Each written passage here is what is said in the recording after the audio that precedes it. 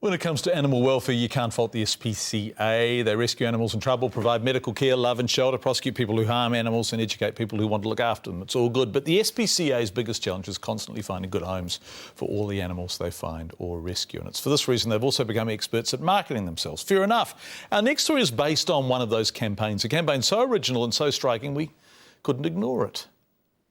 Is it true? Well, Tristram Clayton, the story is so strange you have to see it to believe it.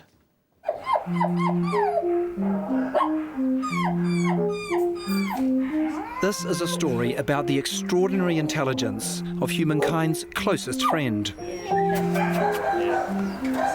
It begins 2 months ago at the SPCA in South Auckland. This is my team, Rosie, Marie and Jasmine. The man doing the introductions is master animal trainer Mark Vetti. Let's go do it. Cheers. Cool. He's worked with everything from pukeko to deer and has even trained rats. Check it out, ladies. This is the latest thing. Yeah, it's What's that? big screen TV. You'll love it. His current assignment involves dogs. Certainly a good look, and a year old means it should be at the right age to train. It sounds simple until you hear what he's going to get them to do. She's the perfect size for the car, I think. So that no animal's ever driven a car before. So what we're going to do is we're going to do a straight. We're going to head off. You know, so we start the car, get into position, brake on, gear in place, back onto the steering wheel accelerator, take off, and hoon along the straight, and then stop. Yep, Mark and his team are going to teach 3 dogs how to drive a car. But first things first, the future dog drivers have to be chosen from a 7-strong shortlist of candidates. And so giant schnauzer cross.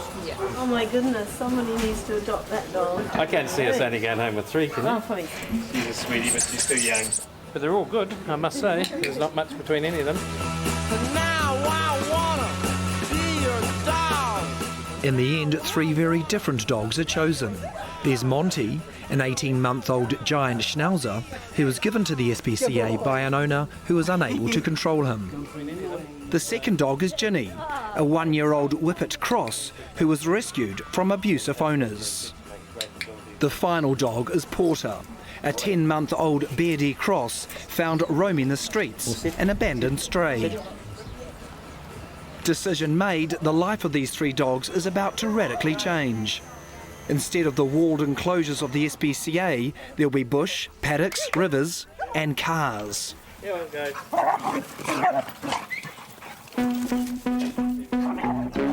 The first day, in fact, she was straight on. 7 days later, the dog's training is progressing well. At this early stage, lessons revolve around putting paws on targets Left and right. And so she's and left. getting used to sitting in a mock-up car rig.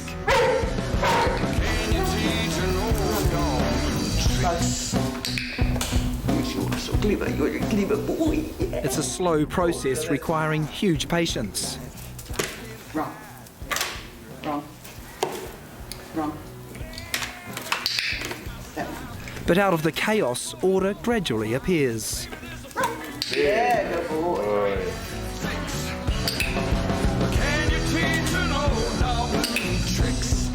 So I think we've got them adjusted, we've got them in a routine. They really love the farm, running around and doing things. 2 weeks of intensive training later, the dogs are beginning to master the basics of driving a car. Porter's gear changes are a thing of beauty. Well, there it is, it's in gear now. And check out his paw position. So he's got a nice driving style with a nice straight back. Ginny's starting to steer left and right, while Monty is working on both his gear changes and acceleration. Okay, we're off. You're in drive. We haven't taught him brake yet. By week 5, the training rig has been given a major overhaul. Dogs are everywhere, almost everywhere that I go.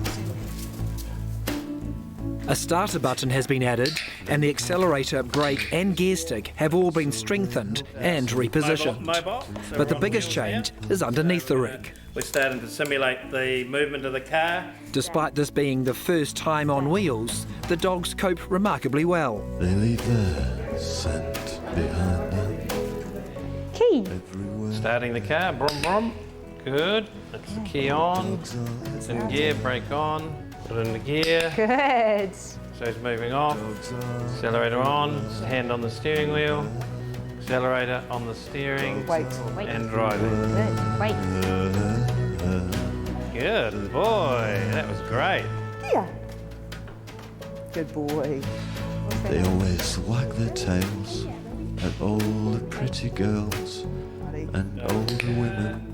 When we chain behaviours together, in this case we've got like 10 behaviours, you know, that we're all putting together. So each behaviour is a trained behaviour, and Right. then you put them into a sequence. So it's a lot to do, you know, and for the dog to actually start to get an idea of what actually is happening takes quite a long time. Good. With the wait. doggy driving lessons advancing well, the pressure is on a bunch of skilled engineers on the other side of town. Their job is to modify a real car so it can be driven by a four-legged canine.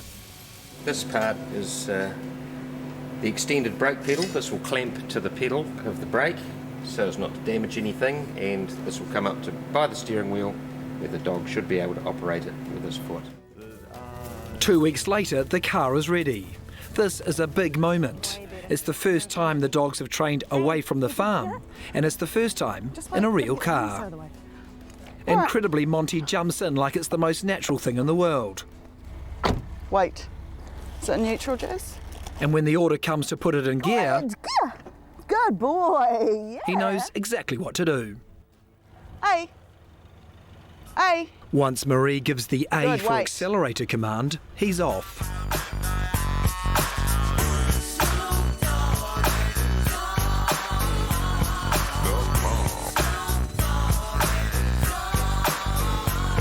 Ready? It's a truly remarkable sight.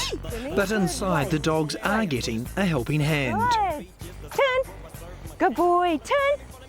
Turn. Good. Turn. How they'll fare driving alone and unassisted on a narrow track is still a nerve-wracking proposition. 2 months of daily training will be sorely tested, and it'll be done on live TV.